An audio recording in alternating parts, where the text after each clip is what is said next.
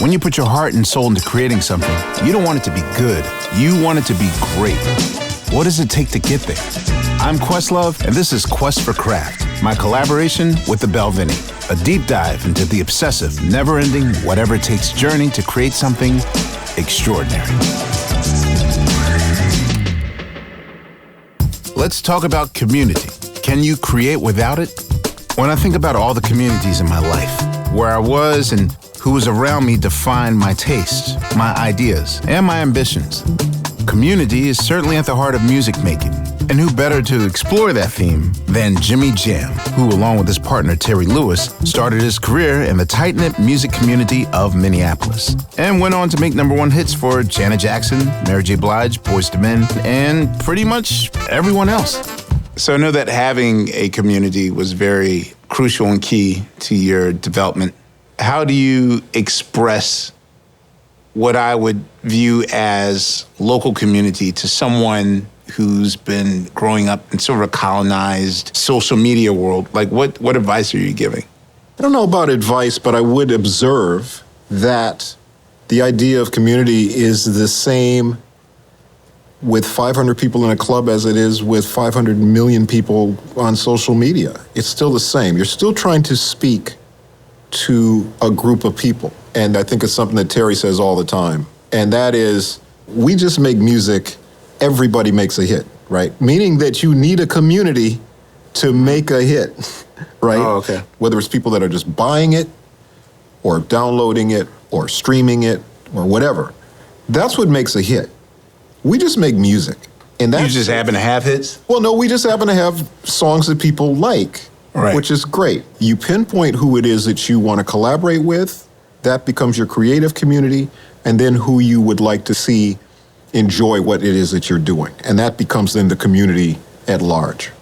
So to me, the music community is the ultimate community, whether it's the neighborhood you grow up in or the neighborhoods around the world that you're touching by what you do. Think about the people that you meet at a record store. It could be young, old, black, white, doesn't matter. You still find yourself going to that same record or in for that same thing. And it makes you realize how music just crosses all the boundaries. It communicates with everybody. Coming in on the tail end of record shopping with my dad, the local mom and pop record store, similar to this, was like a community center, you know? Well, I'll tell you, my earliest memory of record shopping, there was a place called the Jet Barbershop, and it's where I used to go get my hair cut. And this is when I'm maybe I'm 10 years old, like I'm young. Right next to Jet Barbershop was Jet Record Shop. So the cool thing was, as you sit in the barber chair, you'd hear all this great music coming from next door. The one thing that I'll say separated me from anyone else was that I lived in a don't touch my stereo household. So thus, under the threat of the you-know-what, you don't touch dad's stereo. Yes. Having 3 distinct record collectors in the house, mom with her weird jazz funk stuff and my dad with his yacht rocky vocal stuff, and my sister and her branching out into rock and pop music, I was under what they wanted to listen to and couldn't touch it. But what a great education you got, what you're hearing between all of those different types of music. That to me was the seeds of everything that you've become. If the albums we listen to help shape who we are, how we find those records is equally important. Record stores are enjoying a renaissance, partly because music fans, from casuals to obsessives, are realizing how much they need that connection, that space, that place. More than anything, record shops really represent community and like learning by osmosis. Just being surrounded by records and other people who are looking for music allows you to discover things. It makes me feel part of a club. I probably own around 8,000 to 10,000 records.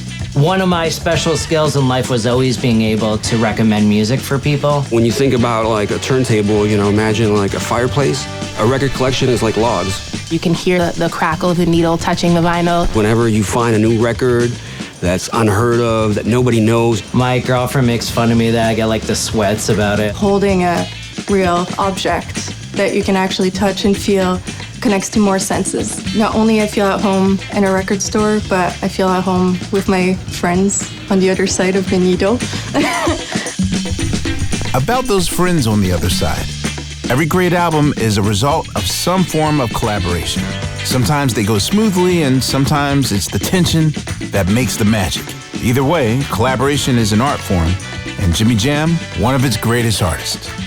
Because I remember when we worked with Earth, Wind & Fire, and, Terry and I soundtrack when we first met was Earth, Wind & Fire. Mm-hmm. Keep Your Head to the Sky and those records. And I remember they said to us, we just want to be on the radio. And we said, you guys are on the radio all the time.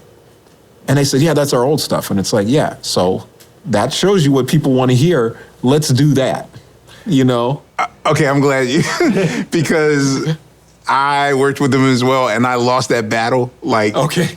They were like, no, we called you for a reason to sound new. Yes. And I was like, no, but you don't get it. I'm trying to bring you. And so Yeah, sound like yourself. Right. You have to be almost like the guardrails for the artists. They're always going to want to go in different directions and do a whole lot of different things. And you just want to be able to let them go and do what they do. But when they start getting kind of toward the edge of the road, you just want to kind of guide them back to the center. The best compliment we ever got was from Barry White. I remember we did a couple songs with him, and when we demoed the songs, I would always do the demo on the songs, right?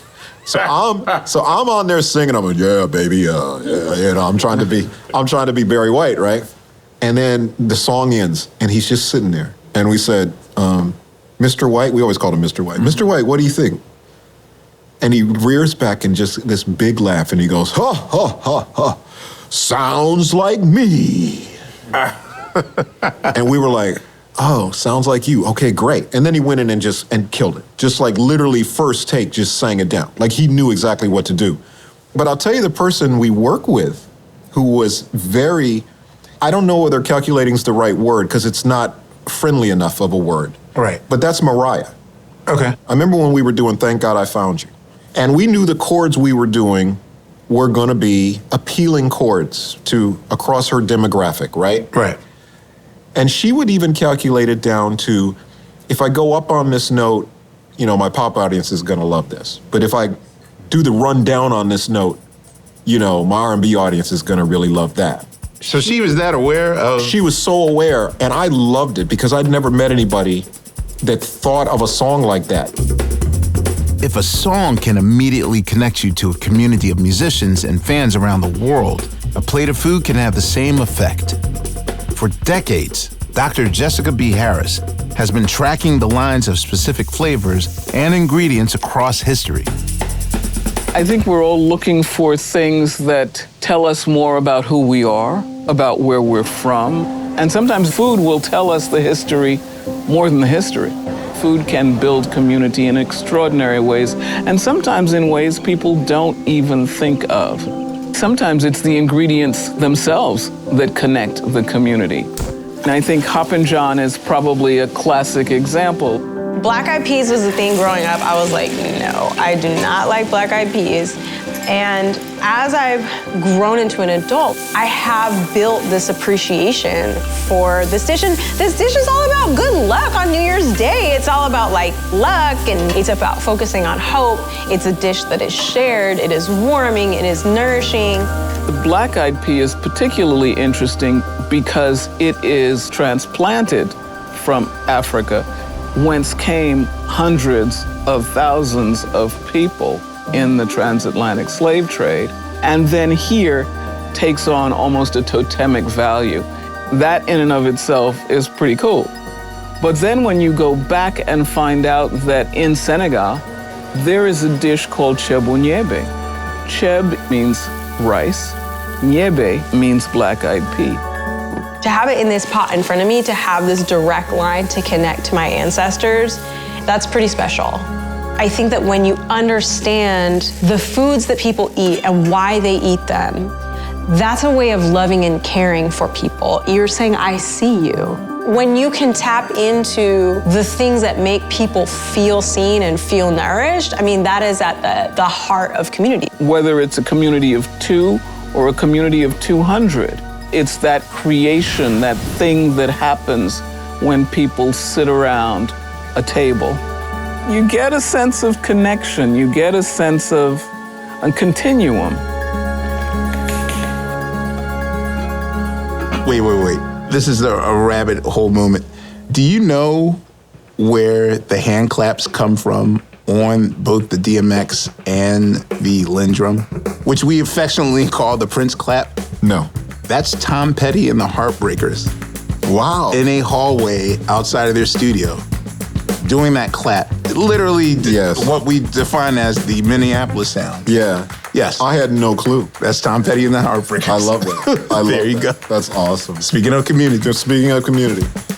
Between 82 and 86, it would have been very easy for you to just cultivate and concentrate on the 6 or 7 acts that you were working with during that time period. Mm-hmm.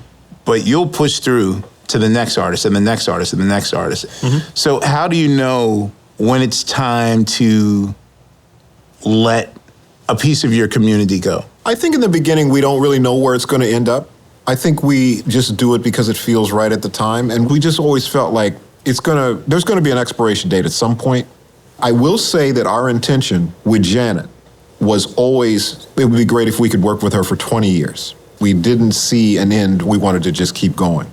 I think I'm at the point also where I realize, and Terry too, where there's going to be fewer first times for us, right? So when they happen, we're more excited about that now than probably we were before because it's a limited number of first times we can still have. So we appreciate every single one of them. Like us talking right here on this show right here. It's the first time we've done this like this. Yeah. So while every contemporary artist is beating down your door like, we want a song, you're now more about just the passion project and the... We're about the passion project. But now there's a community that includes you. As Terry always says, the barber can't cut the back of his own head. Mm-hmm. We need the barbers to look at us and go, here's what you guys need to be doing.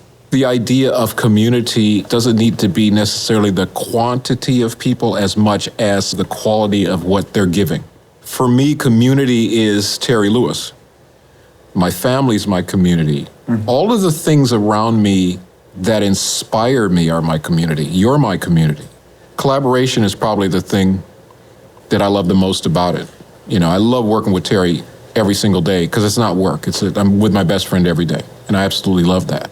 And the thing is to remember, too, is there's the people who you are intentionally trying to touch, but realize in doing that, you're touching people that you've never met on other sides of the world, in other cultures, people that speak different languages, and they now become part of your community.